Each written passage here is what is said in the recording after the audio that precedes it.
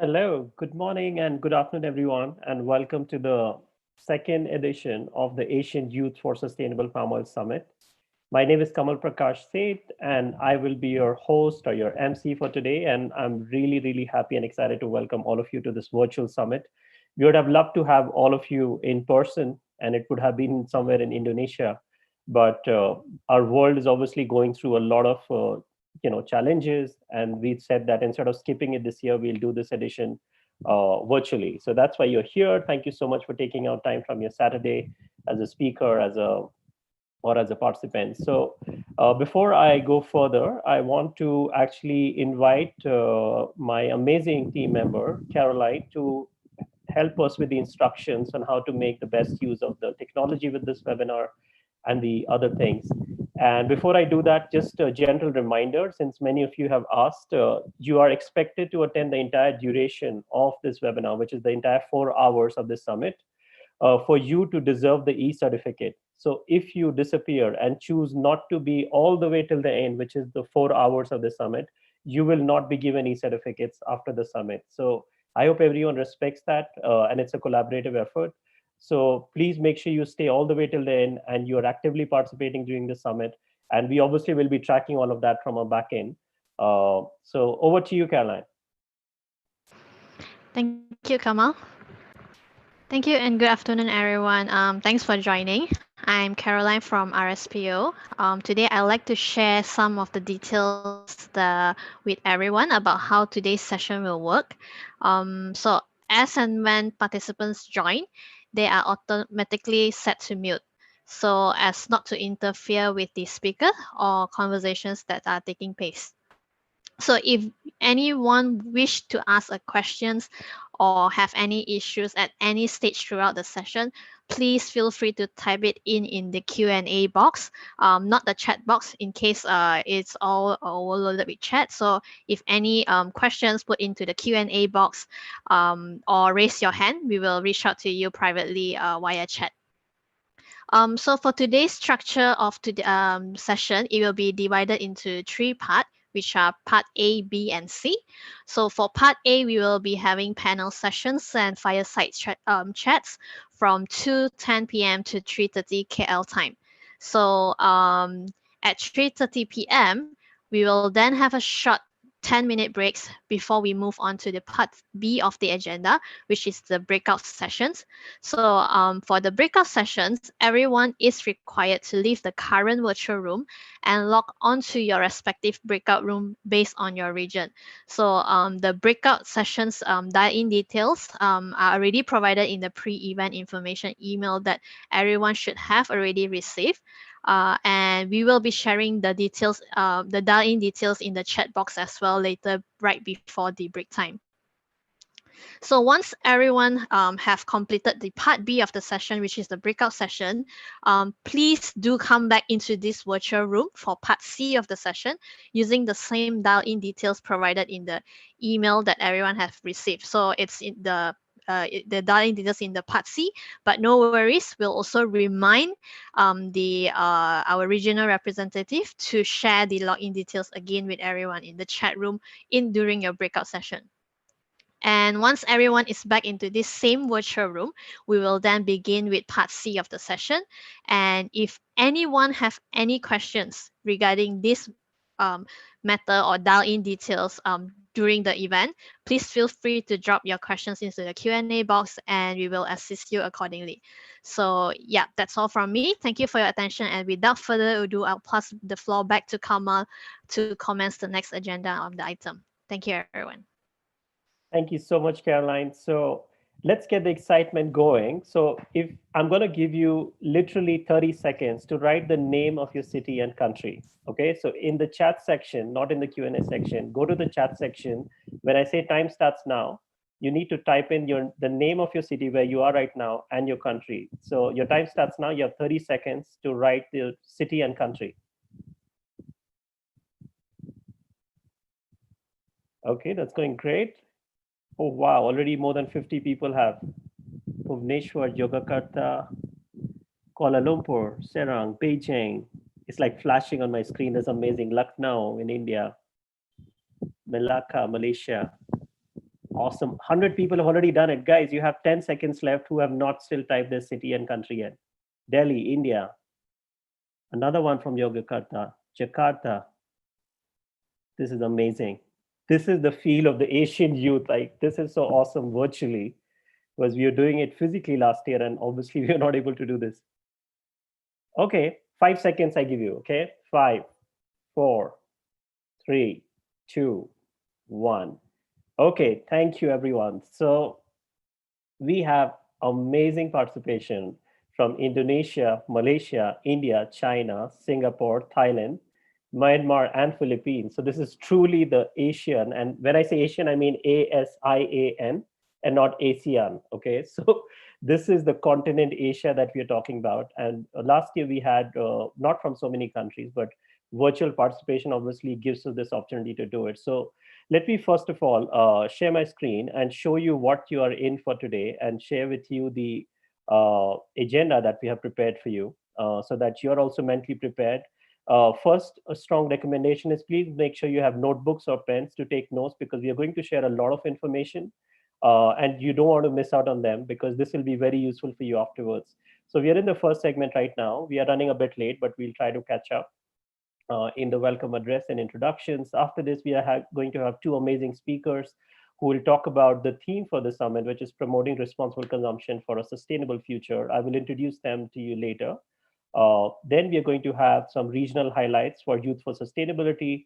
So for those of you who are not familiar with RSPO, so the Roundtable on Sustainable Palm Oil is a not-for-profit that unites 7 stakeholders from across different parts of the society. So all the way from the growers, refiners, consumer goods manufacturers, retailers, environmental NGOs, social NGOs, banks and financial institutions. So RSPO unites that. And why we do that is to make sustainable palm oil the norm. So some of the discussions we'll be having today will be specific to sustainable palm oil because that's the theme for the summit, but also broadly on Sustainable Development Goals 12 and 13, which is responsible consumption and production and climate action. So once we cover those highlights, we will then have a fireside chat. The first 90 minutes of the summit is broadcasted live on YouTube. And Caroline, maybe you could put the link there in case anyone here wants to share the YouTube link with their friends, because anyone can watch it live on YouTube without having to be here. But in terms of your participation and why you're here is actually to go back to your breakout rooms after the break and then make sure that you work with your facilitators who are really excited to create with you the Asian Youth Statement for Sustainable Palm Oil. So you'll be creating that statement only specific to your country. So China, India, Indonesia, Malaysia, and then we have a separate room for Singapore, Myanmar, and Philippines. So your facilitators will help you with that later on while answering these three questions and how do you create the statement for your country. Each country will be given about 8 minutes. We will see how this goes. Probably we'll have just 5 minutes. So a few representatives will come and share the statement of the country or the summary of the discussion from the breakout room in this part of the agenda. We'll finish by experience sharing and Q&A and just some final closing remarks. So that's what you can expect today. Please make sure that you stay hydrated, have some bottle of water around you, and use that break to go to the washroom or anything else that you need to take care of, because this is very, very tight and we want you to be fully attentive. Uh, so let me first of all now introduce you to the idea of sustainable palm oil. Uh, and from where, why are we talking about this today? So just give me a moment.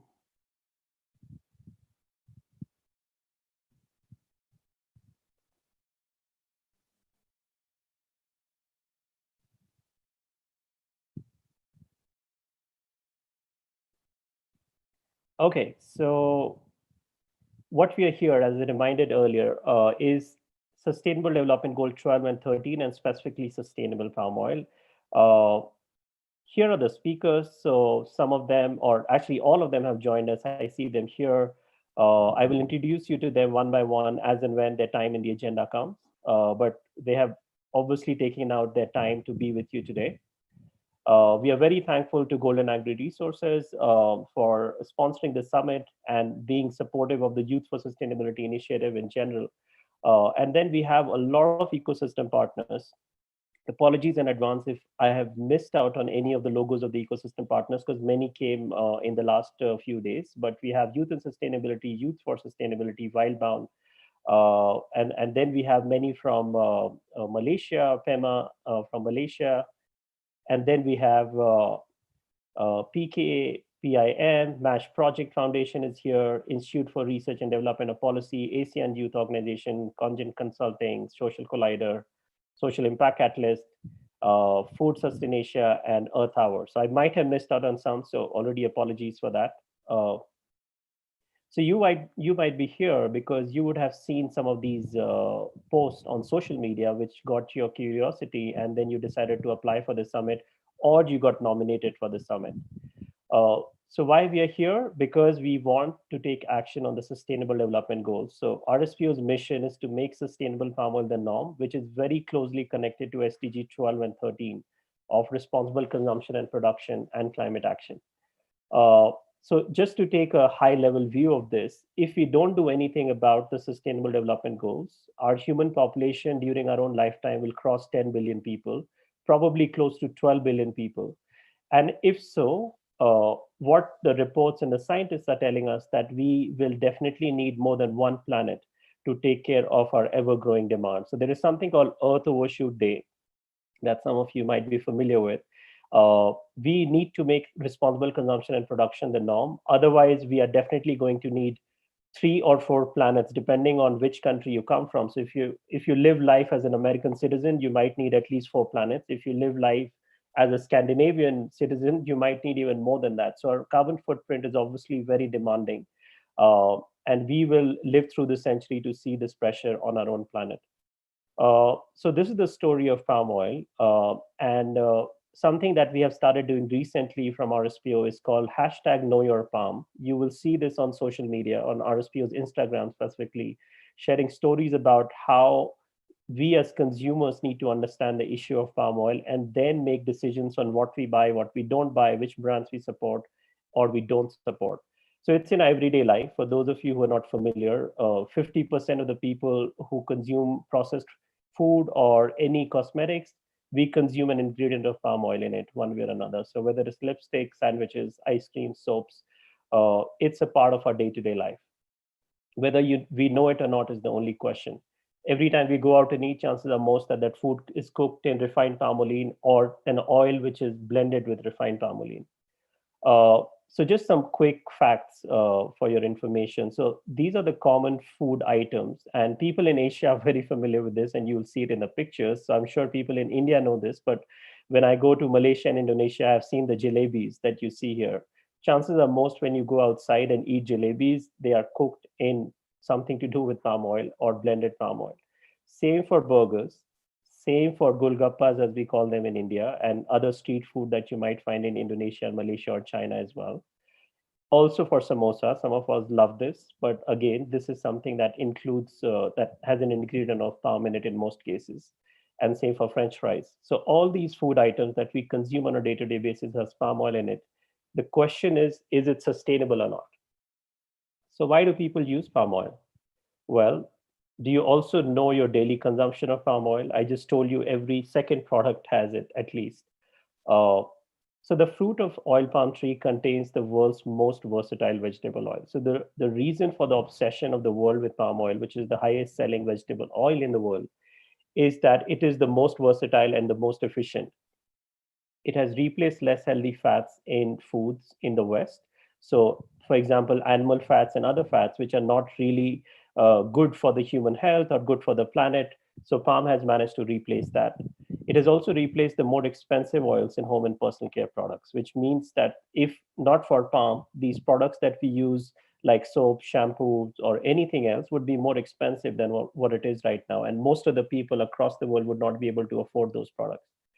Up to 20% of the weight of a pack of noodles is also palm oil. And I know many of us eat noodles or processed food, and it is used as a pre-cook to pre-cook the noodles so that all of you have to do is to just add hot water. Cosmetic manufacturers prefer it to animal tallow for its ease of application and low price. So once again, another range of products that use palm ingredients in it. also used as a conditioning agent in shampoo. But what happens when you consume unsustainable palm oil or products that contain unsustainable palm oil? So these are the major consequences.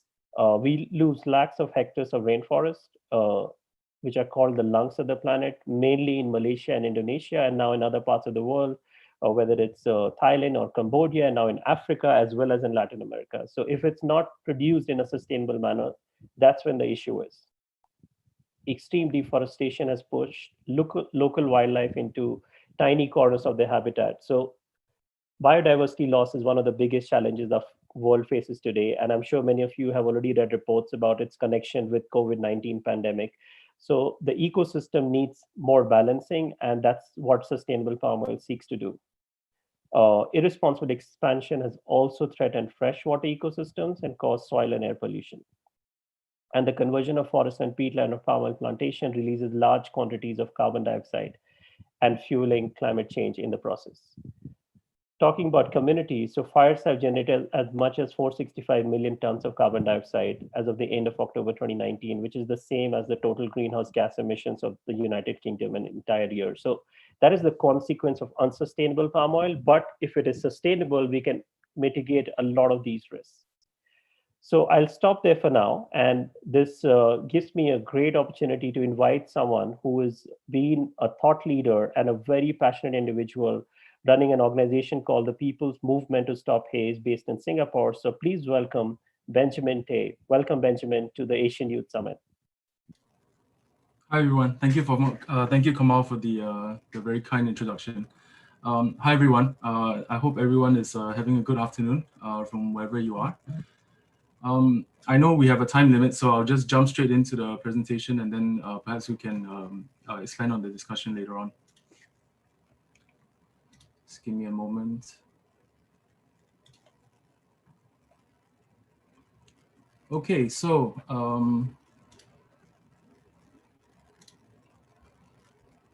my name is Benjamin again, and I represent an organization called PM Haze. We are a Singapore registered charity, and we are members and affiliates to a couple of platforms within the region.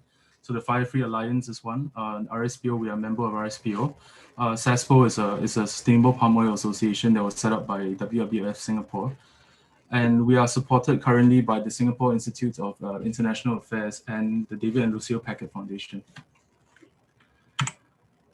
So my presentation today I'll dive into to three main things: the causes, the effects, and solutions to transboundary haze. So how we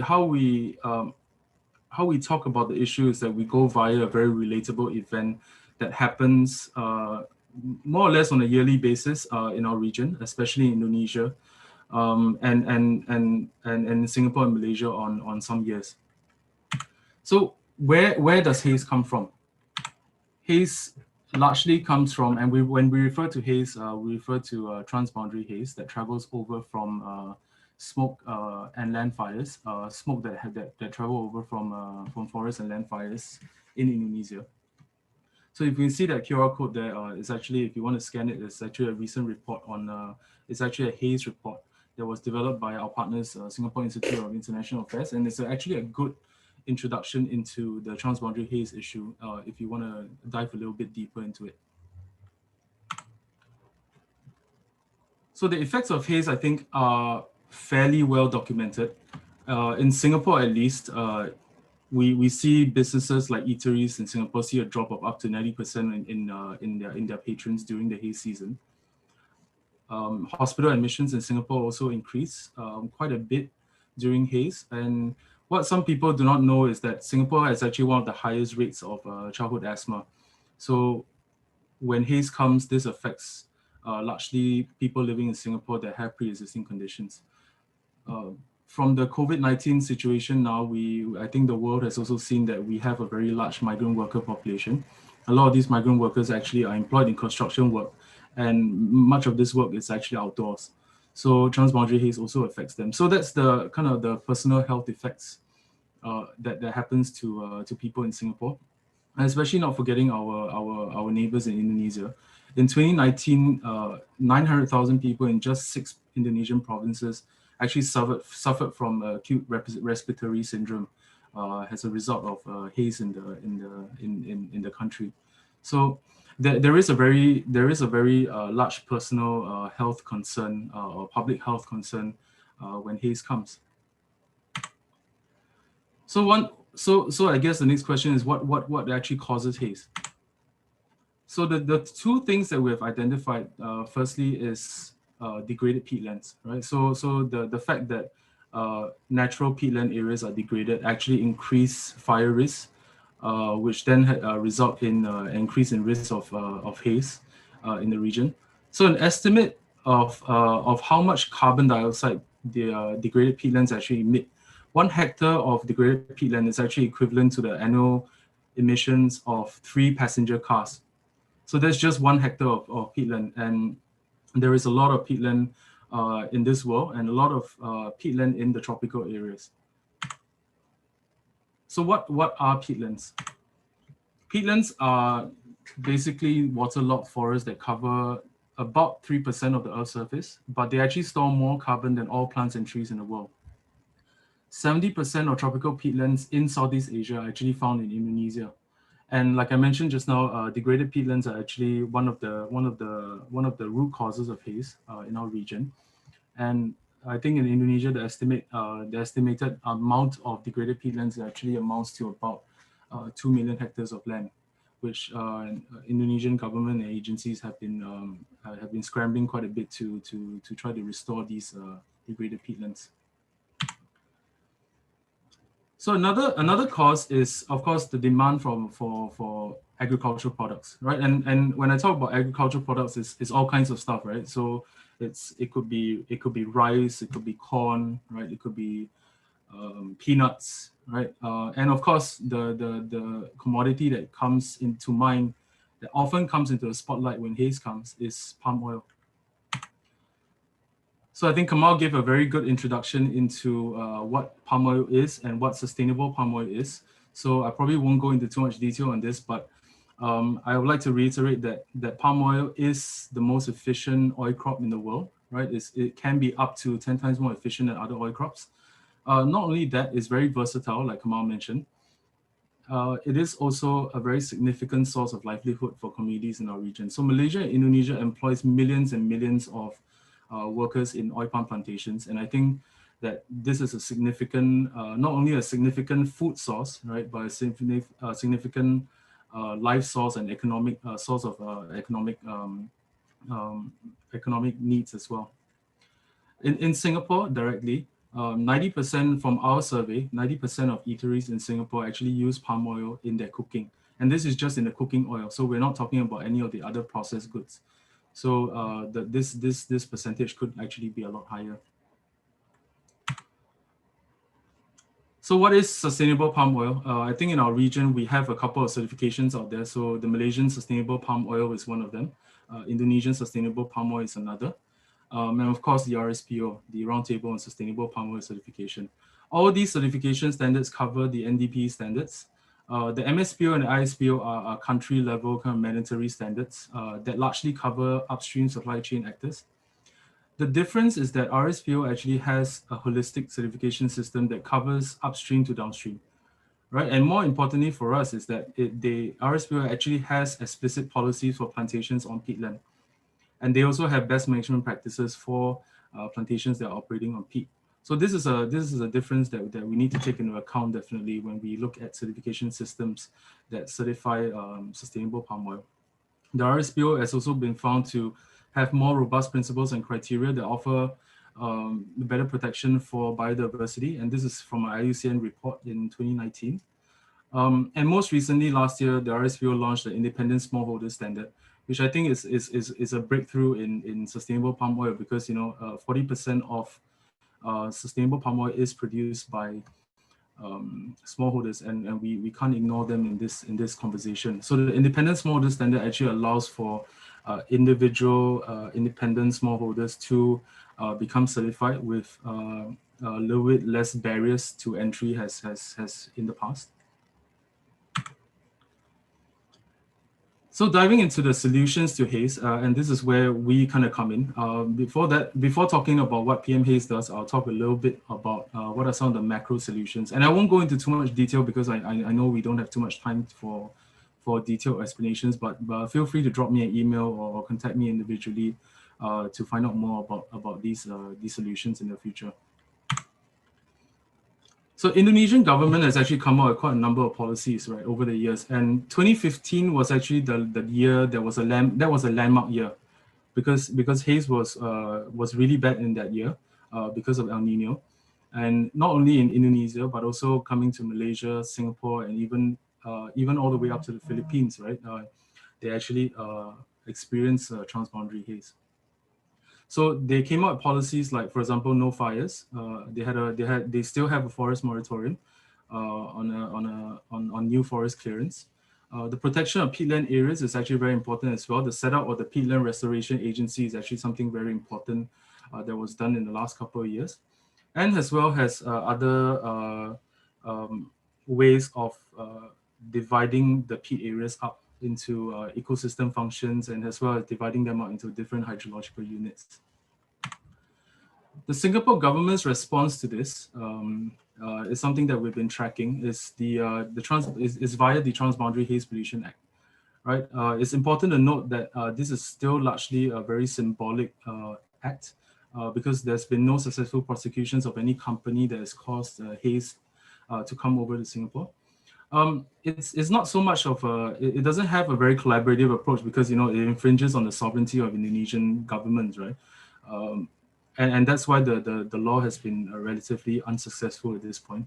But like I mentioned, the positive side of it is that it acts as a symbolic deterrent to companies, and as a result, many companies have actually progressed their haze prevention efforts. There was a suspension of a certification label in Singapore as well, where the particular products of a particular company was actually withdrawn from supermarkets as a response to the 2015 haze. So coming down to our program, just bear with me maybe another 2 or 3 minutes to go through our program. This is part of our solution. So we run campaigns in Singapore. We've been doing it since 2015. And the most recent campaign that we are about to launch, so what you're seeing here is actually a preview into what we're going to launch by the end of the year. So our Haze-Free Food Stand campaign, and this campaign is supported by the Packet Foundation. We are wanting to promote the use of sustainable or haze-free palm oil in eateries in Singapore. So we're using eateries as influencers to reach out to their audiences as a way to educate people about what sustainable palm oil is and how it can actually improve our lives and improve our environment. We hold roadshows and talks, we do community events, we engage with the media quite often. We also work very closely with student volunteers. I'm currently managing about 5 or 6 different volunteer groups in Singapore from all the major universities. So all working on a project that points towards preventing haze. And this is something that we haven't been able to do in 2020, but we do actually have trips to Malaysia, to a nearby state in Malaysia, in Johor, to actually understand better what peatland conservation and peatland management is actually all about.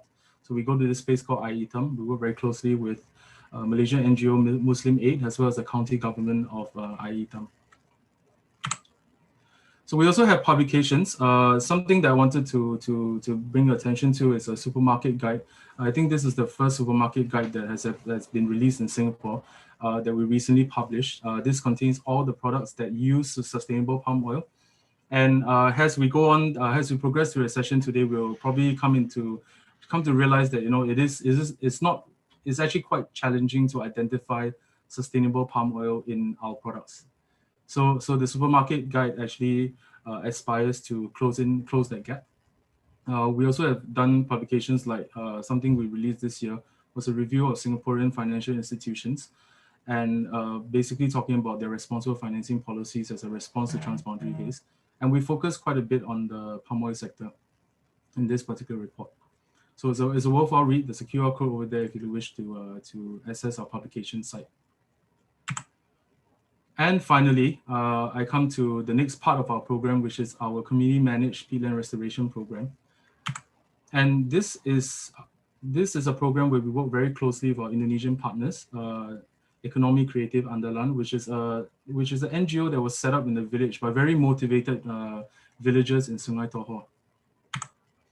And our impacts, we aim to reduce fire and haze risk, obviously, enhance community-centric peatland restoration model that can be replicated in other areas. And we want to increase collaboration among regional stakeholders in peatland restoration.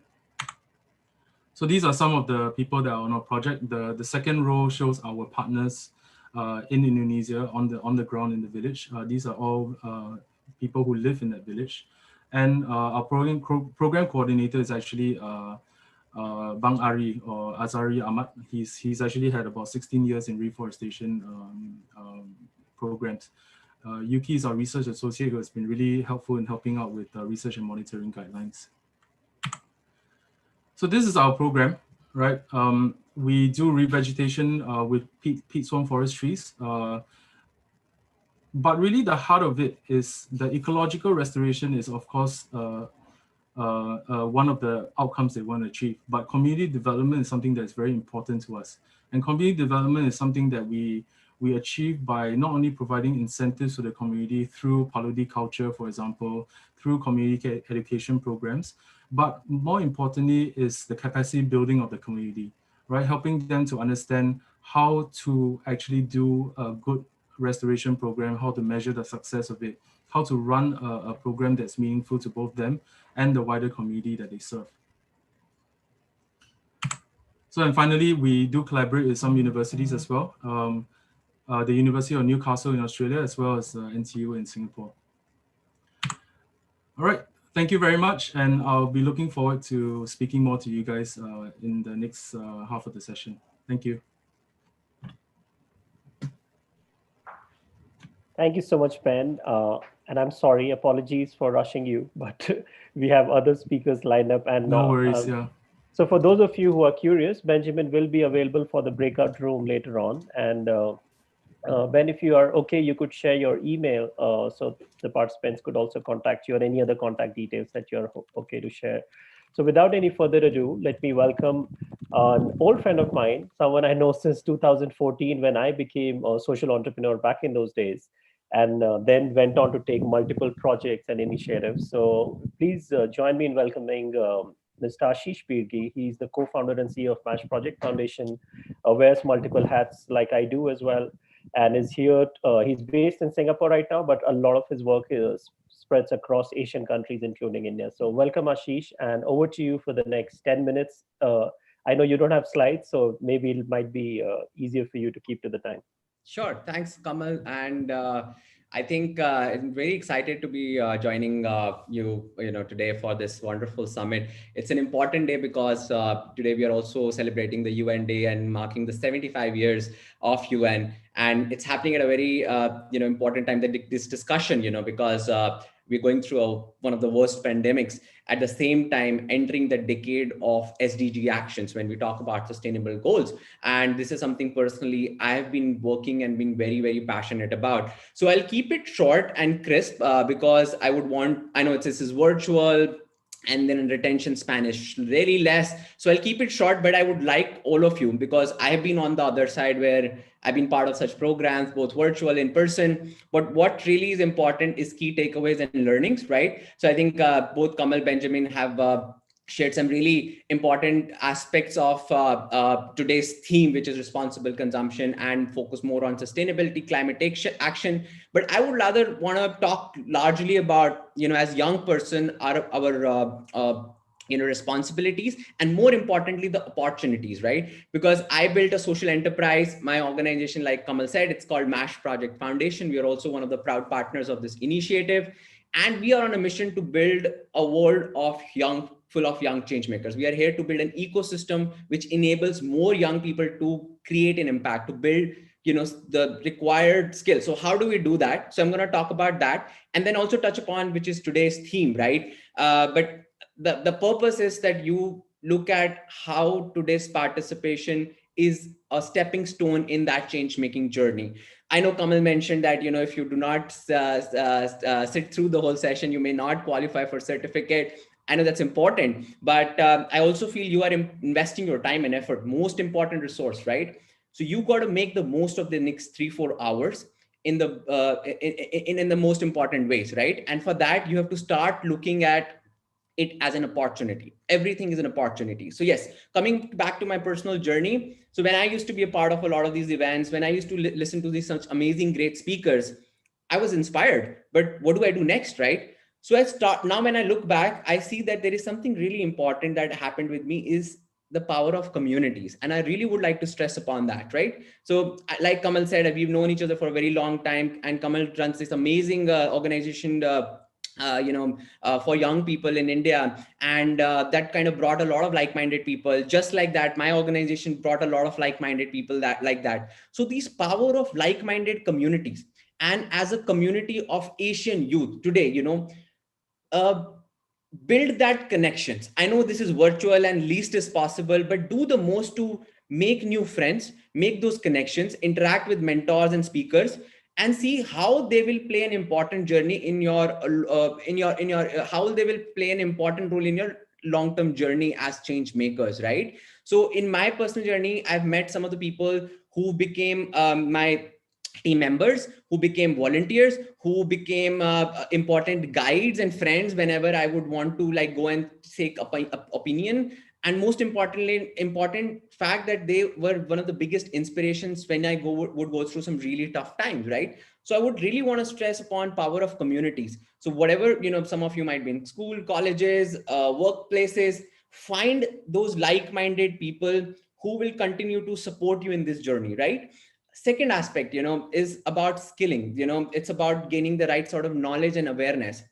I don't know how you got here. I know we've been talking about it. Digital media has, we've been using various formats, but be plugged into those ecosystem which constantly feed you information that helps you grow, right? This is something that a lot we do at MASH is to build partnerships. So goal 17, kind of work with multiple partners to disseminate the information, right? So be connected to those communities. Be MASH and like a bunch of our other partners are always talking about things which matters to young people. So be connected through those sources of knowledge, and social media definitely, but make the most good use of that, right? So you're connected with opportunities and the right knowledge, right?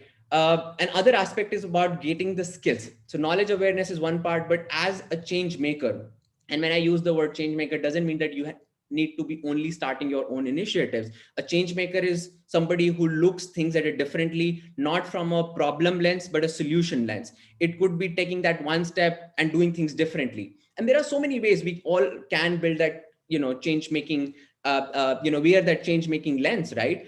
But once you further progress in your journey, you need to possess certain skills, certain knowledge, certain exposed to certain things. So there is a lot of content available when we talk about these change making skills.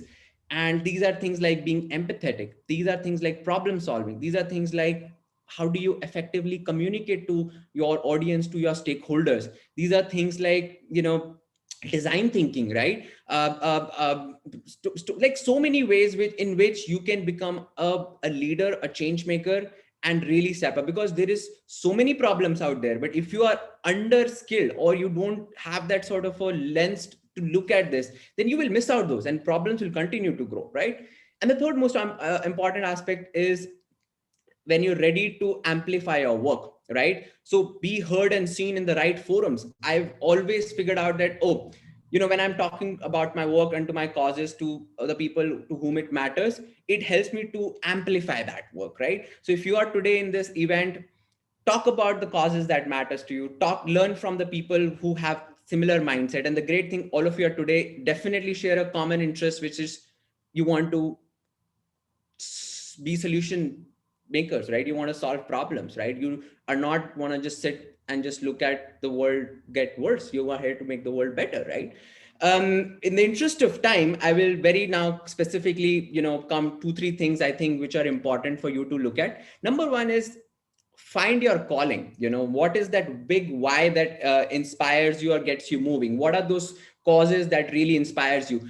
So I'm glad that you're here, but just like this, there are so many causes which are there, and everything is interrelated also in a way, right? So start, if you're in school, start volunteering, start learning, start these communities in your club. If you're in college, go out there, do internship, be a part of programs, right? If you can start your own thing, that's a great way to learn, right? And then that process, like Steve Jobs said, don't settle. The best way to know what you truly love, what to do, is to experiment, try it, right? And then get more and more knowledge about that. Second is talk to people who walk that path. These forums, you get mentors, you experts, so you get more and more knowledge, right? And the third thing is, do not wait, to do something about it someday. Time is running, and more than ever, COVID has brought us to a place where we need to act now and collectively, right? Specifically talking about opportunities within SDG 12, responsible consumption and production, and SDG 13, climate action. Some of the big things that I am seeing, and also as an organization we are working towards, is circular economy, hugely talked about. So learn more about, what are the trends and opportunities, and see where you can plug in, internship, jobs, starting up, do whatever. There's so much that's happening. Second is, like, Benjamin talked about, air pollution, haze, it's a very big problem to look at. Third, waste management, personally close to my heart. I worked for quite a number of years dedicated to solving waste management problem in India, and it's a huge potential. So all I'm saying is, like, change making is not anymore seen as, oh, someday we will grow old, have gray hair, settled, and then we want to change. There is so much potential, there is so much opportunity, and the whole ecosystem is shaping up so well. Another area is public transportation, and how do we make mobility more accessible. Another area is probably plant-based meal. Like, there is so much of carbon footprint is from consumption of meat. And then now there are such amazing startups which are talking about agri-tech, food tech, and the whole idea of veganism is becoming so cool and sexy, right? So that's what I'm saying, guys. Whatever you see around you, do something about it. And I'm sure that you're already, the fact that you're here today, you're doing something about it. The point is, where do you go from here, right? Yeah, so that's what I wanted to just share with you guys, that do, look at, have like these three big things to do. Have a very big idea of the impact that you want to make in your community, a goal, a dream which pushes you every day. Number two is, you need to start working on towards it. The small baby steps, like I said, today's program is one of those steps there in that direction. And third thing is acting now. We got to act now more than ever. That's all. I would like to just end to that. And I know there is so much more to learn from you, but there is so much happening. Today's UN Day, we are doing a bunch of programs. So I would request, if any one of you would like to personally get in touch, I'll leave my social media handles or email in the chat box, and happy to connect individually or as an organization group, and like see how we can be a bigger force for change and really collaborate in making a bigger and better impact. Great. Thank you so much. Thank you so much, Ashish. That was amazing. And thank you for making it conversational and by telling your own story as well. I think it's very easy to relate to what you have been able to do that in India. So now moving on, and in the interest of time, we will straight away now move from India, for a speaker from India now in Singapore, and now to the next speaker, Imam, my very amazing colleague, who will tell you what's happening with the youth initiatives in Indonesia. So welcome, Imam. Thank you, Kamal. Hey, everyone. It's very happy to be here with you all. So I will be sharing some updates from the initiative going on in Indonesia. And I would like to have my colleague to share the screen for me, because I have some video for you all. Yes, please, Nizar.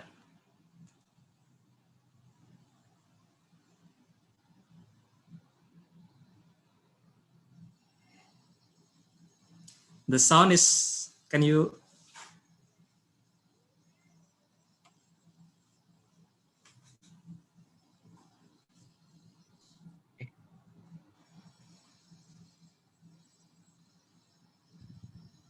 Imam, we might need to skip the video because the sound is not audible. And Yeah, we sure. could try it later. Sure. All right. No problem. Okay, Nizar, can you go to the next slide, please? Because the sound of the video is not audible. We can play it later. Screen. So Indonesia, as you may also aware, is one of the largest palm oil producer in the world. Although we are the largest producer, but in terms of the potential of the market, we also have a huge potential on Indonesia. Okay, next.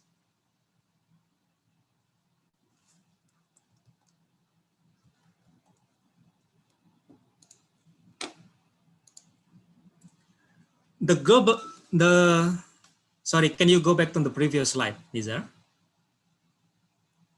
Okay, thank you. The global need for vegetable oil is soaring.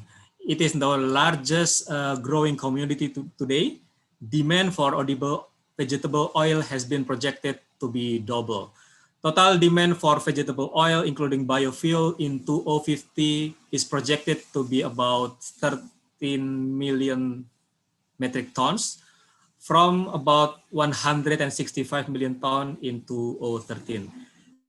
This will require an annual growth rate of 1.7%, a bit more than third of the 4.8% growth rate from 2001 to 2013, indicating that recent growth rates will be replicated in the future decades. So palm oil is established as an important oil crop globally, with 18.7 million hectares planted at industrial scale. This is the third largest oil crop in terms of planted area behind soy and rapeseed. Other than the big growers or the big companies, palm oil has also a large number of smallholders. Within some countries, up to 94% of the palm oil land allocated to smallholders. It means that they are a key important player in the industry. The distinction between smallholders and large landholders and industrial scale palm oil production is not always clear. So if we, like Benjamin said, when we talk about haze issue, it's not really clear whether it is coming from the big player or smallholder. Most of them usually got accused on behind the fire. Okay, next.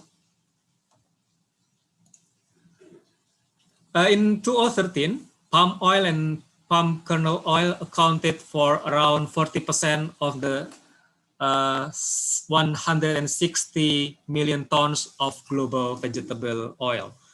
Global consumption of palm oil is increasing time by time. The world growing appetite of this commodity so far is still being dominated to supply food sector. Approximately 75% of palm oil utilized in food sector, even though in the recent consumption rate of palm oil for daily care and also biofuel, they show an uptrend movement. Next. In terms of Indonesian context, although Indonesia at the moment is the largest producer of palm oil, but for the uptake of sustainable palm oil, we still have some homework. In 2019, the country produced 42 million tons of palm oil, and about 19.8% or around 8.5 million tons were produced sustainably through the AYSPO certification scheme. However, the uptake of CSPO in Indonesia, which was only 2.40 million tons or less than 5% of the total production of palm oil, it remains relatively low. Next one. Among the reasons why the uptake of certified sustainable palm oil in Indonesia are low, there are some critical factors behind that. The first one is the lack of awareness among Indonesians about the use of palm oil in product. Second one is lack of demand of sustainable products. And then we have also lack of knowledge in differentiating sustainable product based on eco-labeling. There are scarcity of label sustainable palm oil product in the Indonesian market. There are lack of dissemination of positive information on sustainable palm oil in Indonesia due to the negative issues associated with palm oil cultivation. Therefore, we believe that the various programs carried out in Indonesia, especially on engaging consumer, will help accelerating the transformation of the country's sustainable palm oil market and increase the demand for sustainable palm oil products. The engagement of Indonesian youth to help disseminate positive information and also knowledge about sustainable palm oil and promote sustainable consumption is also the right move to achieve this goal. Next. Coming from that logic, we believe that younger generation plant seed of hope for future of sustainability. The Youth Leader in Sustainability program was based on the result of a consumer study commissioned by the RSPO and carried out by Demeter Consulting in 2015, which showed a low level of awareness regarding the impact of sustainable palm oil in Indonesia. As future decision makers, the RSPO, it's develop relevant values, attitude, and skills required to live a more sustainable lifestyle. The Youth Leader in Sustainability program is a platform to engage with millennials, especially on the topic of sustainability. Next. The first phase of the program involved a series of activities including university roadshow, seminar, and selection phase, where all participants completed sustainability-related tasks through the Sustainability Quest application. So there was an application that been developed to support the activities to reach out to more youth at a time. In addition to submitting a video in explaining their unique sustainability campaign idea. Some number of finalists from cities in Indonesia were selected and was invited to join the second and final competition phase, including workshop, interviews, and then brainstorming on campaign idea. And in addition to these tasks and activities, the ambassador for youth were also assessed, especially on their passion and commitment to leading the change towards sustainability and their ability to influence public towards sustainability initiative through a measurable and visible campaign. Next.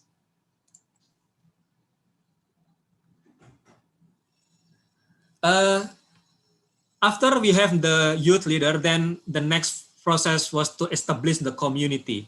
So in March 2018, Youth in Sustainability which is a youth community program was established, aims to increase the awareness about responsible consumption and climate action in Indonesia.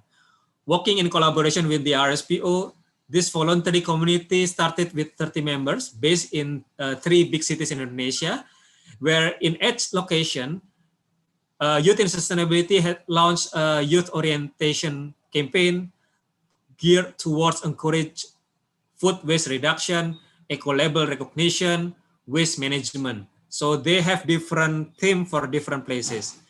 As consumers and future leaders, Indonesia youth play a key role in urging their favorite brands to source only sustainable raw materials, such as the certified sustainable palm oil from the RSPO. As of 2020, total member of the Youth in Sustainability is more than 120. In last year, Youth in Sustainability have educated more than 10,000 youth with various activities and partnership that have been carried out so far. Next. So in order to reach the objective, especially on sustainability, because it's very critical for an organization to maintain our result and impact beyond the initial resources on also sources of funding, we need to develop a strategic planning. That is why the community then also tried to identify what are the key relevant actors for them to promote sustainability and put it together as a strategic planning. This is being translated in a roadmap that been designed for 5 years, and it is become an essential framework for youth in sustainability in Indonesia in order to be able to deliver the positive impacts and improve capacity among youth communities in Indonesia. Next. Actually, the next one is a short video, but maybe because of the time, because we are behind the time, we will skip. Later we can play it. Siapakah orang paling You can skip this, Nizar. Oh, you can play if the sound is okay.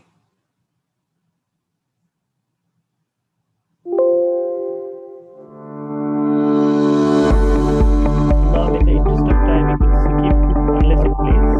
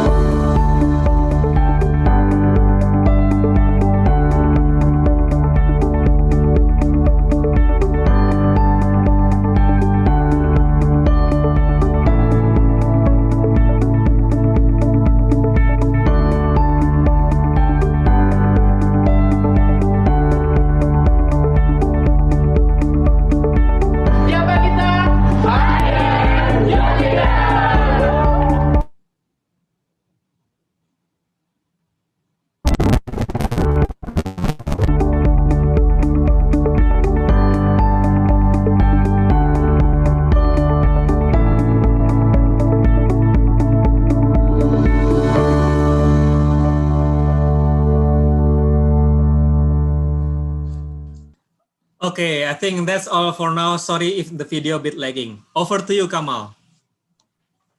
Thank you so much, Imam. I think eventually the video did work. It's always tricky with so many people and the internet speed. But thank you for your amazing message and the updates and the roadmap for youth and sustainability in Indonesia.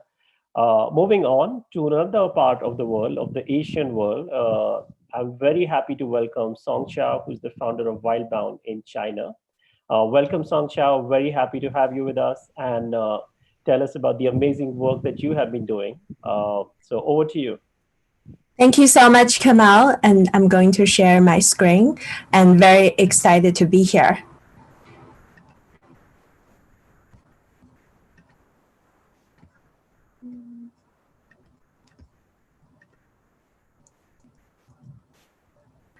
So hi everyone, my name is Song Qiao and I'm the founder of Wildbound, and I'm here to actually talk about an initiative we just launched this year called Changemakers for Nature.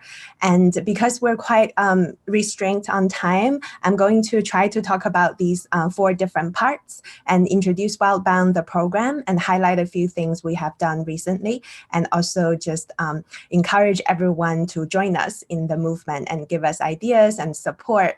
So first off about Wildbound, I started Wildbound in 2017 after personally having been on expeditions to Antarctica. And I started with a vision to bring Chinese young people, youth, kids, families, and schools on these expeditions to amazing ecosystems around the planet to build connections with local communities and the connections with the wonderful natural world. And obviously, COVID, a lot of our activities are really affected this year, but that hasn't stopped us by still trying very innovative ways to work with young people, bridging their connection with nature, and also working with other stakeholders such as NGOs and companies. So we really believe that by designing a special natural experience and experiential education, we can inspire sustainability leadership and also the calling for each individual to make their authentic creative spirit and their voices for nature being heard. So we collaborate with many different sectors of society, and we try to create this ecosystem so that it can inspire a long-term sustainable change. So some of the photos are shown here that we have brought young people to conferences, we have showcased their artworks, and as a cohort, we have also made our voices heard at important summits and visited places such as Antarctica.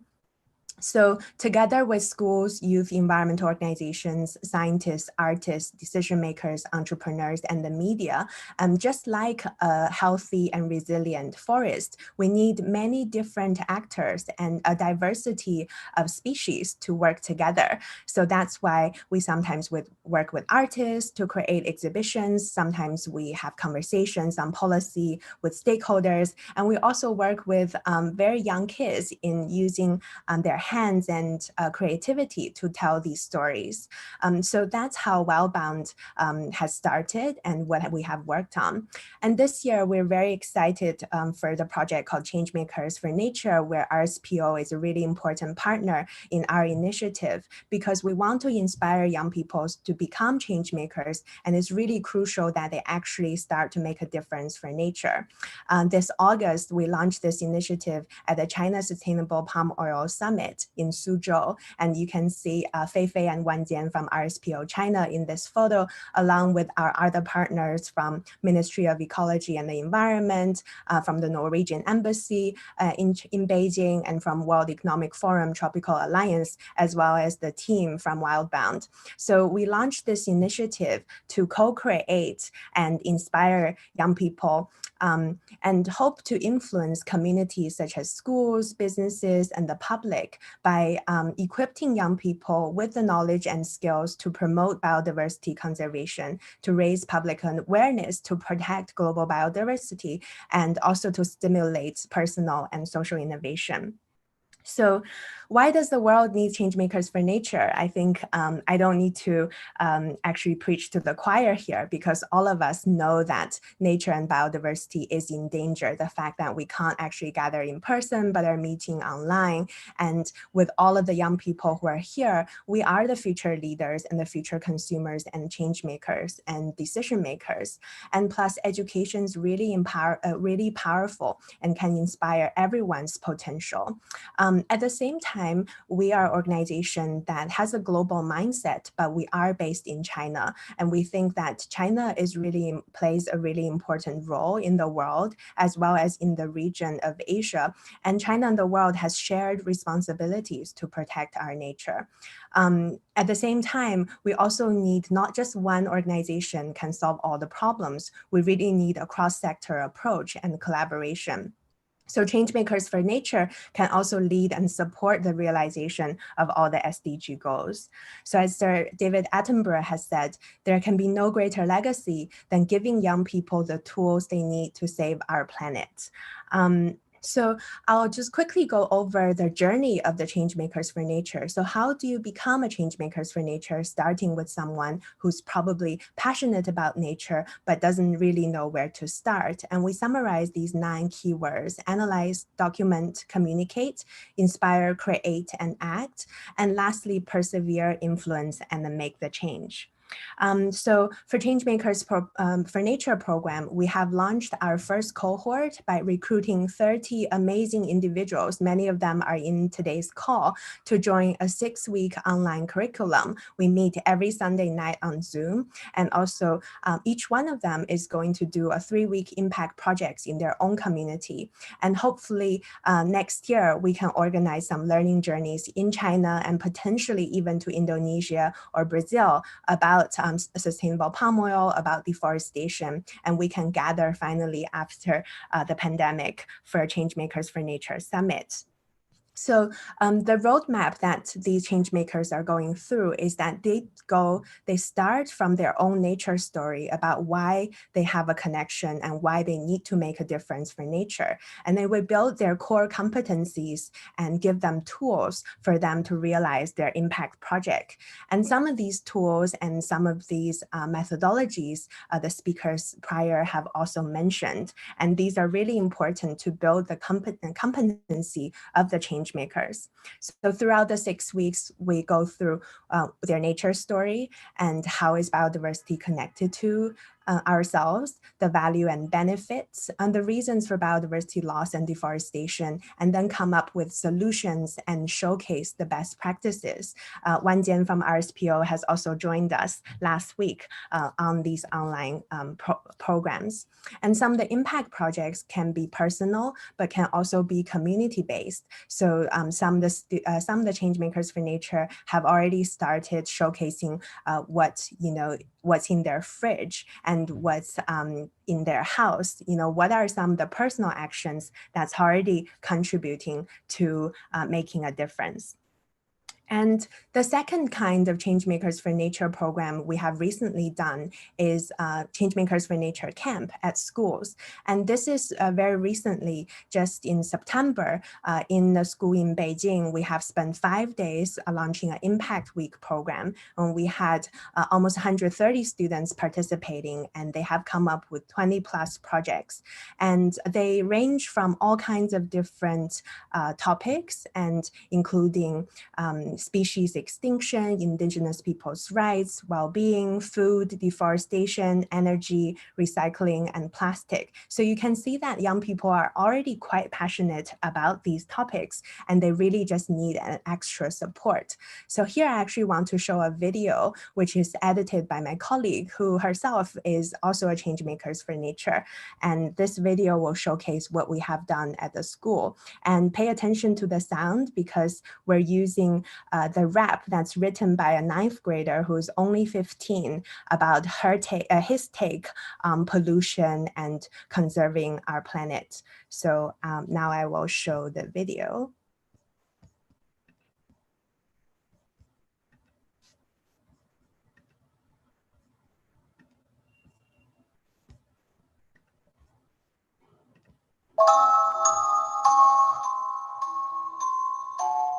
Yeah, know a lot of things I've been through.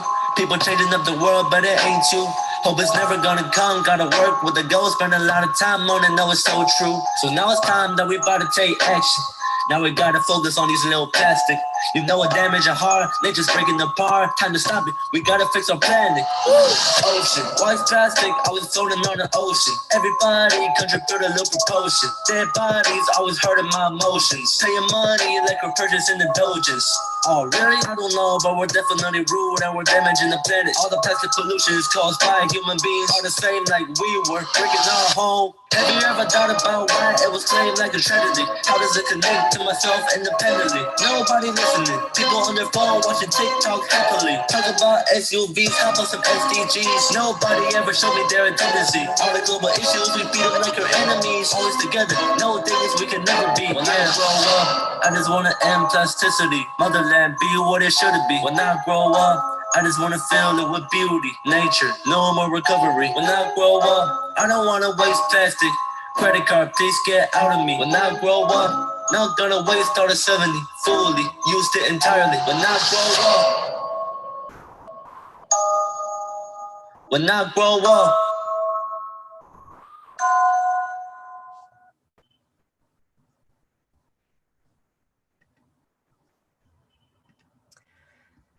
So yeah, you can see in the video that some of the students have done projects related to palm oil or deforestation and coming up with solutions like the circular economy projects that they're doing.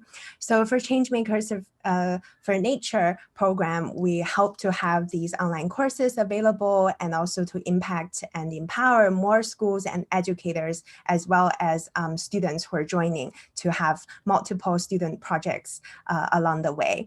So just like how nature and forests work, a diversified and empowered network of people working together can form a vigorous system and create a resilient, efficient, and circular and sustainable future, a future where we can all thrive. So very excited to be here today and really looking forward to hear more from other regions and other countries. And you're welcome to contact me at songqiao@wellbound.earth, and also like really looking forward to the further discussion. So back at you, Kamal. Thank you so much, Songshao. And your video was amazing, as you already seen the comments, the lyrics, and someone is saying it's the next eco-friendly Eminem and other comments. So thank you for your message and the amazing work that you're doing also with RSPO in China. We are aware of the amazing Youth for Sustainability initiatives that you have together launched. So thank you so much. In the interest of time, I will keep or try to keep my presentation shorter as I speak on behalf of RSPO and the Youth for Sustainability partners in India. So I'll just share my screen.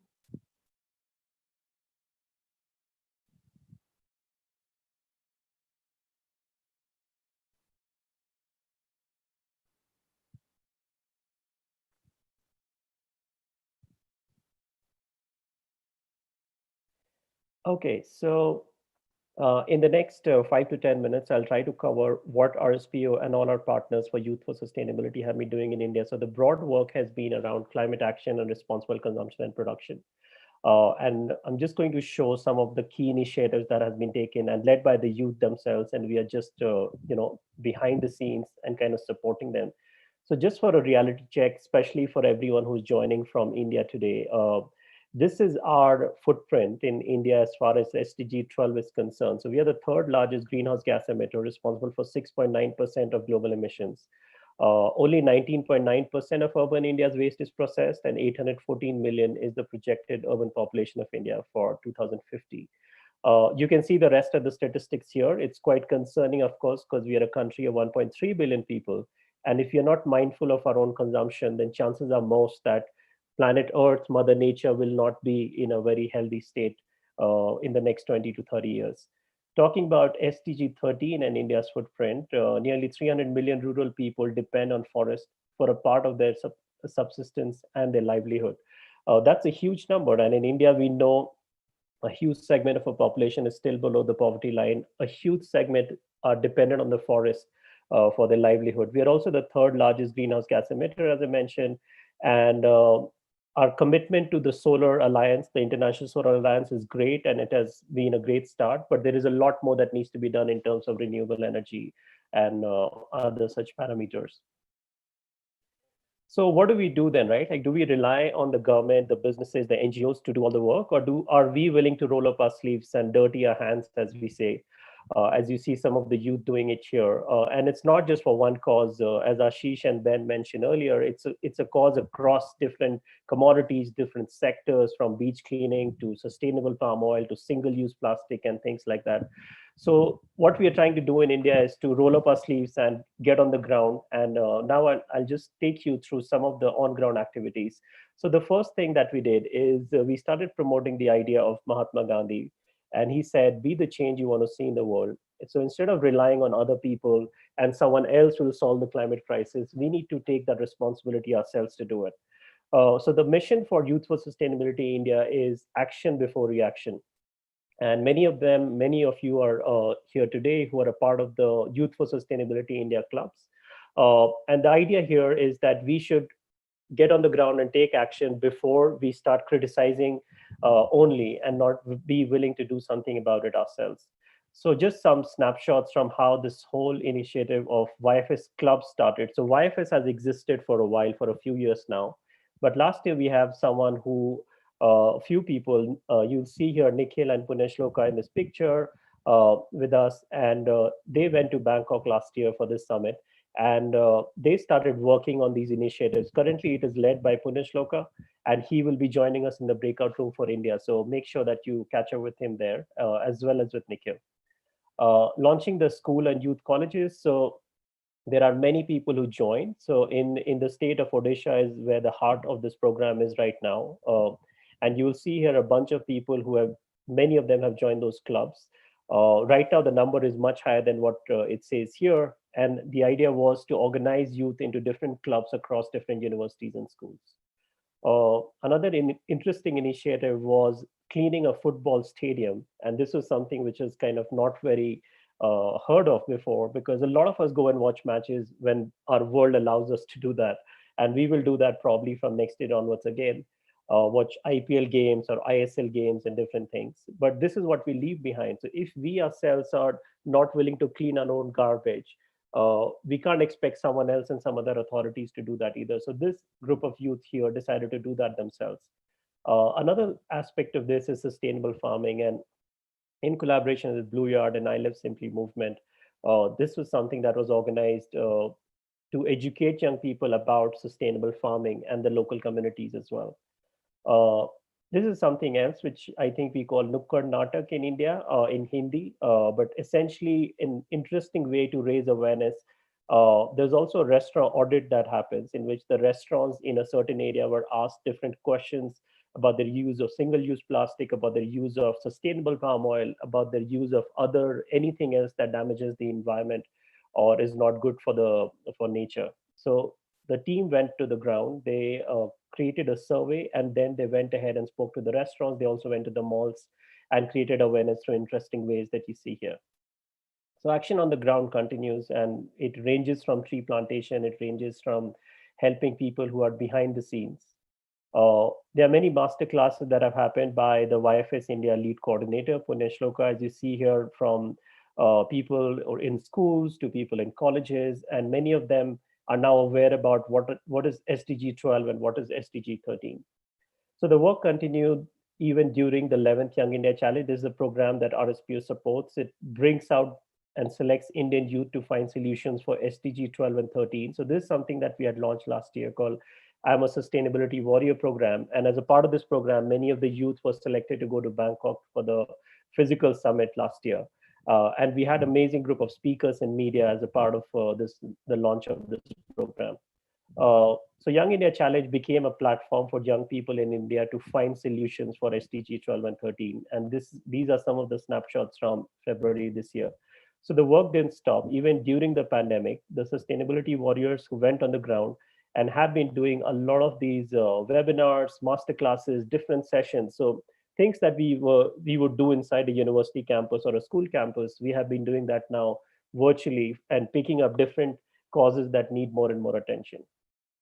The team also went ahead and raised 1.5 lakh rupees, which is 140,000 rupees, in 3 weeks to help people suffering by the pandemic. So this was one of the first Be the Change You Want to See initiative in which the youth said that we should not wait for some kind of funders and donors organizations. We will just go and do crowdfunding. And people actually responded quite well to it. And this is just an example to share that many times we complain that we don't have the funds to do the things we want to do. So if your cause is very strong and you're passionate enough, you can raise those funds using the tech platform that we have available today. These are some more pictures from the ground. As I said, rolling up our sleeves and getting our hands dirty to do these things. And planting trees is one of the activities that the group has been doing on the weekends. Recognition by the media. So of course, if you do something like this, rest assured that the media is going to come after you and ask you how you're cleaning a football stadium, how you're planting trees, how you're doing crowdfunding, how you're educating restaurants about sustainable palm oil. So some of the coverages that have come along the way. Just to give you an example of what we're talking about here as far as RSPO is concerned. So what you see in front is just a small sample of RSPO members.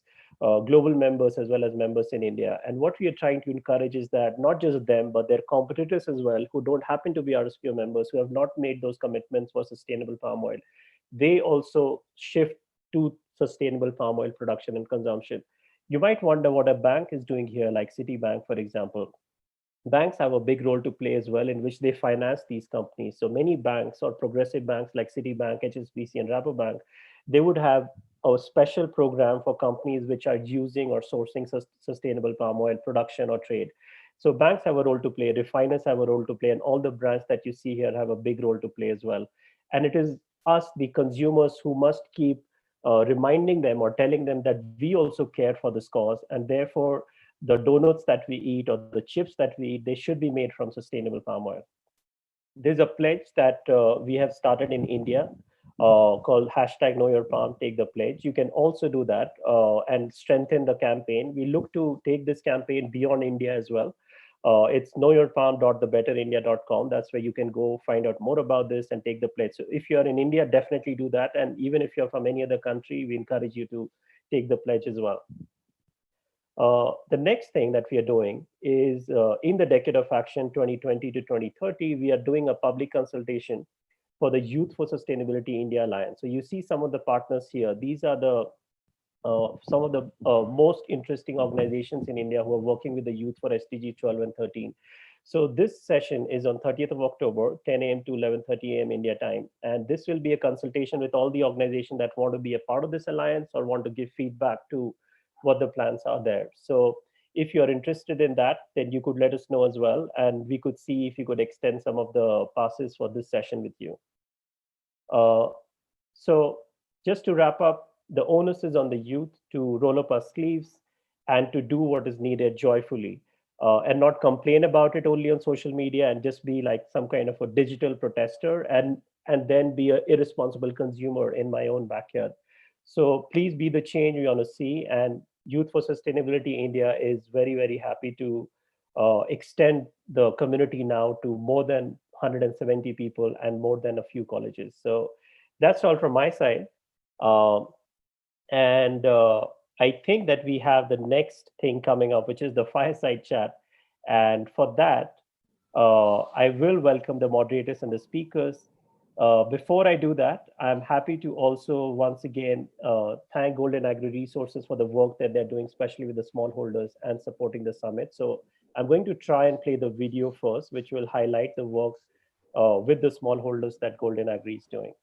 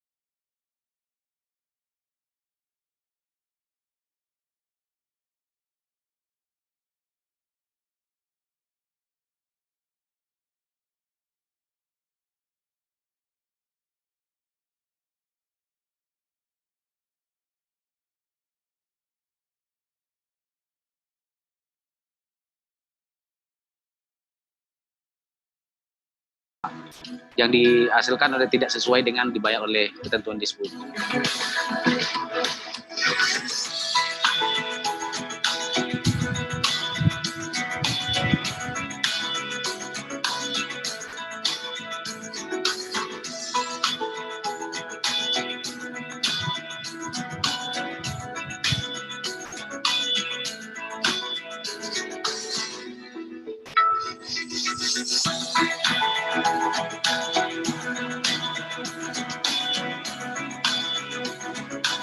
Sawit kapal itu lebih kurang 600.000 hektar.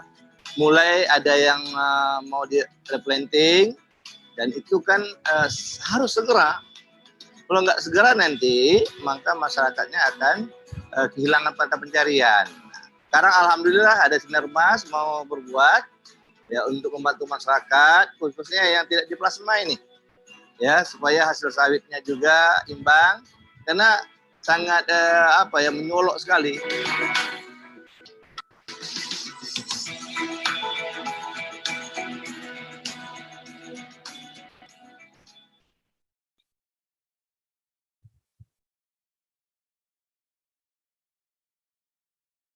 So that was the work which was done by, or is being done by the Golden Agri Resources. And I'm happy to welcome the speaker, Vidya Paramita. Thank you so much, Vidya, for joining us as a speaker for this fireside chat. And we also have Ben again.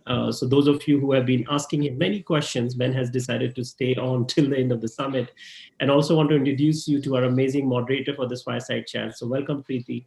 Preeti is the Asia Pacific representative for the RSPO, and she will be moderating this discussion. My request would be to keep it to 20 to 25 minutes if possible, because we have obviously overshot on the time, and focus on the work that you have been doing with your organization. So over to you, Katie. Hello, everyone. I hope you are enjoying the webinar till now. And we had some amazing speakers. So I wanted, we have speakers, Vidya, who heads Golden Agri's community engagement, and we have Ben, you have already met him. So we all know that sustainable palm oil is the way to go. But as Imam said, the awareness amongst consumers is very low because they're not aware of it. So how do we increase the engagement with consumers and downstream players like restaurants and brands so that they increase their uptake of sustainable palm oil? Hi, everyone. Hi again. Thanks, Preeti, for moderating the session. And nice to meet you, Vidya. Hi. Hi, everybody. Yeah, so if you don't mind, I'll take that question from Preeti first.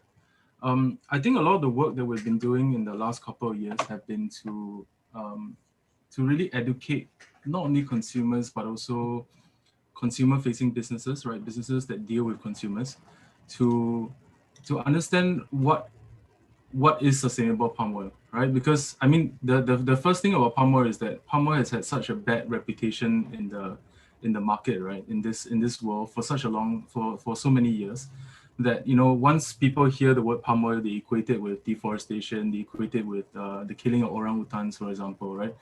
So how do we change that image in that sense, right? So I think knowledge around the issue, education is very important.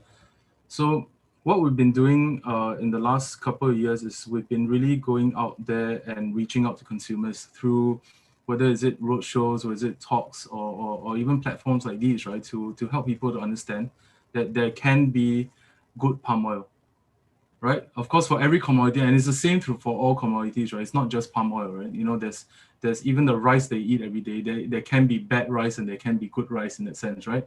You know, depending on how you see it, right? Whether it's good for the environment, it's bad for the environment, you know, you have to understand how the production methods are, for example.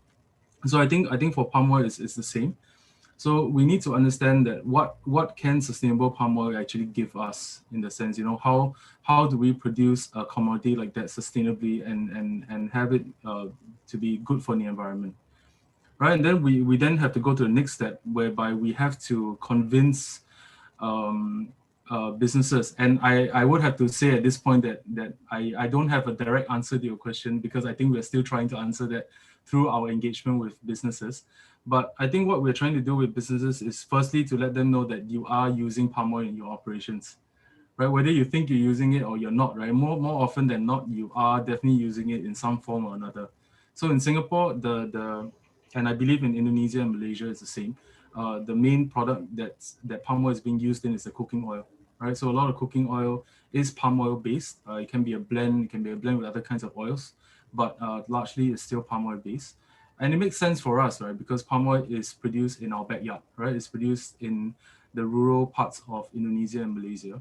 You know, 85% of it, the global palm oil is produced in Indonesia and Malaysia, right? So I think, having said that, we then need to convince businesses, or at least let businesses know that the palm oil that you're using can be good. right? And then the second point is that convincing them that this is something worthwhile to talk about, right? Because palm oil is not like you're eating a piece of steak, for example, right? Where you're eating a part of a cow, right? Or you're eating a part of a chicken, right? It's not the main product that you're consuming. Palm oil is often a product that's used to cook that chicken, for example, or to cook that plate of vegetables, right? Or it's in a cake that you're consuming. So it's not a product that it's not that you put palm oil in a glass and then people drink it at a restaurant, right? So that's not the case.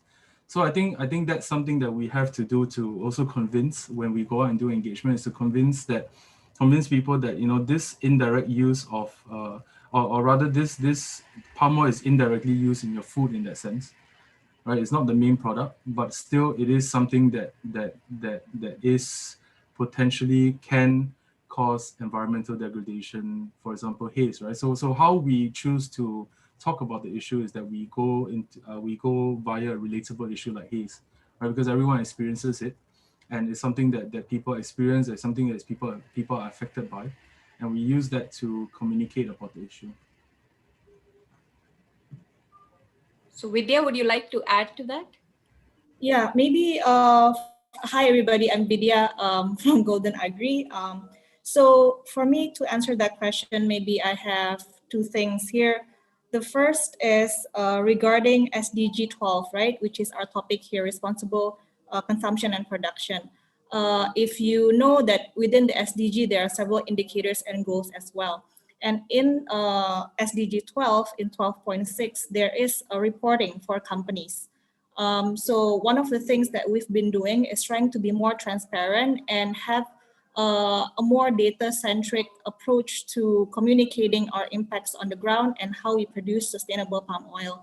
And one of the education platform for that, and it's not only optional nowadays, many companies already have it mandatory. Indonesia is starting, Singapore, I believe, is already having mandatory reporting for sustainability. So one of the things for consumers, customers who want to know better and want to compare practices between companies is to look at their sustainability reporting. And then the second thing for us is because we are sort of more or less in the middle of the supply chain, we are buying a lot from smallholders and other mills as well. We are processing the oils, and then we are also selling to big brands, to restaurants, to brands that you would see on the shelves, L'Oreal, Unilever, and then from that, the branches out into many brands as well. And so we are not able to do this alone as well as a company. We need to partner together with everybody along the supply chain, and especially with our buyers, because those are the brands that consumers really see. And I would like to second what Benjamin mentioned about any other type of products can also be sustainable or unsustainable. So it's not the commodity, it's not the product, it's how you produce it. And so I think one of the most important thing is to educate ourselves. Let's not talk about educating other people or influencing other people before educating ourselves first, to read up the facts and find your own truth about a product. And my suggestion is that if you find a brand not aligning with your value, you find out other brands that might be better, right? Or if you, through your research and all that, you find a certain commodity you believe not to be sustainable at all and cannot be changed, then you find alternatives to that. So there are other types of oils other than palm oil, but you need to also educate yourself about other oils that might be a replacement, right? And then if you find yourself that you are not able to do that because the brands are so much, there are so many products they are using, it's impossible to avoid it, then use your consumer power to impact and voice out your concerns to these brands. Because I believe that just like actors or actresses, they exist because of their fans, these brands and our company, we exist because of the consumers, especially in the area of social media. It's quite easy for you to make an impact, actually a direct impact to a brand. And so we, as a company, all companies are afraid of that impact, and would like to listen carefully to voices, especially younger voices. Okay, that was very interesting. The second one is, the ultimate aim of any business is to make a profit. It has to be, sustainability and profitability needs to go hand in hand. So what can we do to improve the livelihoods of smallholder farmers and as well as, make a sustainable impact on the environment? When you would like to take it first? Well, that's a tough question. I think video will probably be in a better position. But I mean, for me as someone who's been working on this issue for some time already, I think that it is very difficult, right? It is very difficult because when a consumer, for example, and I want to focus my discussion on consumers, right, in that sense, and consumers is basically every one of us here, right, listening to this talk, is that is very important because consumers don't see the farmers behind the brand, right? So when you go out there, you buy a bottle of cooking oil, or you buy a bag of potato chips, right? You don't actually see who's actually producing the things that are going into this particular food product for you, right? Be it the potatoes or be it the palm oil that is used to fry the potato chips, right? So I think that is where the consumer can come in and provide that support to the supply chain, right? In that sense, because if there is no understanding, firstly on the ground by consumers that when products are produced sustainably, right, it costs money, right? It costs more money, not only for big companies, but also for your smallholders out there that are farming, right, to implement these standards. It does cost money, and the fact that you as a consumer understanding that would mean that in an ideal situation, you would then be in a position that you want to pay more for that product, right? And when when you are willing to pay more for these products, instead of buying a pack of chips for $3, maybe now it will cost $4, right? A slight increase in price, for example, right? But that would encourage further up the chain for more sustainability to happen, and I believe that would encourage for a more a situation where it's more financially sustainable, right? So because you can't expect the farmers to absorb the costs, neither can you expect profit-making companies to absorb the cost of sustainability, right? Everyone kind of has that shared responsibility in that sense, all the way from the person who grows palm oil all the way down to the consumer who consumes it. We all have that responsibility to do so. And I think that if everyone along the supply chain can understand that responsibility and share that responsibility across the supply chain, and of course it's not as simple as I'm putting it, right? It's not as simple as just taking $1 and sharing it 10 ways, right? There's a lot more that goes into it. But I believe that if we can share, we can have a more equal share of the sustainability practices in the supply chain. It can come in a situation whereby we can make a more lasting kind of interaction with the environment. Yeah. Thanks, Ben. That was a nice civil society, outlook to it. And Vidya, now you're in the business of palm oil. So what do you think smallholders can do, to increase their better their livelihoods and improve sustainability? So from what we are seeing, I think the main thing with smallholders is productivity, because we are such a land-based commodity. It needs a huge amount of land. The highest, one of the highest, if not the highest impact comes from the land use. So whenever you are able to increase the productivity, that is a huge win. So for Indonesia, for example, the average for independent smallholder is the productivity is probably about 2 to 3 ton CPO per hectare per year, whereas a company, for example, can produce twice of that.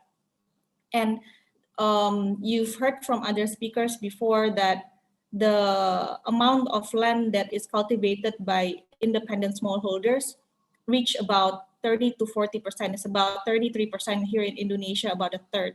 So if you can increase that productivity twice for a third of the plantation, immediately Indonesia can produce 15% more oil in a year.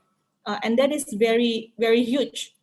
So one is productivity, and the reason why the productivity is low is mainly because they are using seedlings that are not good, and not certified, for example. And then because they don't have the good agricultural practices, they don't know how much fertilizers to put, for example. They don't know how to manage pest control or how to harvest properly. So I think one of the things that the Indonesian government has put forward is to allow for more partnerships with companies who are able to provide all this assistance to them, and not just good agriculture practices, but also partnerships in terms of financing. So the big program in Indonesia is the replanting program. The life cycle of palm oil is about 25 years. But if you look at independent smallholders, maybe around 10 years and up, their productivity is already very, very low, not even reaching the 20 years mark. So for most of the plantation, they are 20 years and up. They are entering the replanting stage, but also those with younger age but have low productivity can also be replanted. The government of Indonesia is providing grants, right, to these smallholders to be able to replant. It's a huge investment to replant, and a lot of the smallholders don't have that financing equipment ready. So even with that grant, they still need some additional, and that's where the financing partnership can come in with us as a bigger company, but also with financial institutions and banks. And we're able to do that because we become the guarantor of that loan, and therefore has a lower interest as well. So I think when you look at value creation or shared value, that is the strongest point that we have right now, is allowing our own core business to be extended to all of these smallholders in Indonesia. Does that take away from the autonomy of the smallholders, or they still have, rights to their produce? I mean, when there are banks and big companies, helping smallholders, do they still maintain their autonomy, or, I mean, how do they maintain their autonomy and their independence, still? So in terms of economy, usually if they don't have partnerships, there are many ways that they can sell their fruits, but mostly through agents. And therefore, they are not able to control the price of the fresh fruit bunch. It's controlled by the agents. When they partner, usually because they have fulfilled all the standards as well, they are able to get the standard. This boon is the plantation agency in Indonesia. They have a standard price, so they are able to do that. And another thing, during the replanting years, perhaps for the first 3 or 4 years, they're not making money actually, because the trees are still growing. The first harvest comes when it's about 4 to 5 years. So we are looking into ways where they are able to have also alternative livelihood and income in the first few years when the trees are not producing yet. So that can be in terms of having crops planted alternatively in between the trees, or having the cooperatives where they are working on having a kind of a branch or a side a product that they can sell. So we are also looking into how they can be still productive in the first years of replanting. So thank you, Vidya, that you're a gold mine of information about palm oil. And Ben, as usual, always great to have you. And I hope we can work together in future too. So over to you, Kamal, now. Thank you so much, Preeti, Ben, and Vidya, for simplifying this complex balance between smallholders inclusivity as well as conservation of nature. And like both of you have mentioned, it's obviously not an easy task, but we have to stick to it and create that shared responsibility that RSPO has been promoting as well across all its members and stakeholders. So thank you so much. And this actually brings an end to the live broadcast of this summit. What will happen after this is that we will have a quick break. It was planned to be for 10 minutes, but we're going to now shorten it to 5 minutes. So you will see in the chat already the login details to go to your respective breakout rooms. So delegates from different countries are going to go to separate rooms where you will have facilitators to help you come up with a statement for the Asian youth. So please make sure you have a look in the chat box to see where you need to go now. So this link will work only after you come back from the breakout room. So just in terms of the timekeeping, we will have now 5 minutes break once I finish, and then 40 minutes for the breakout room. So maybe Caroline, I could invite you so that you can also give that instruction.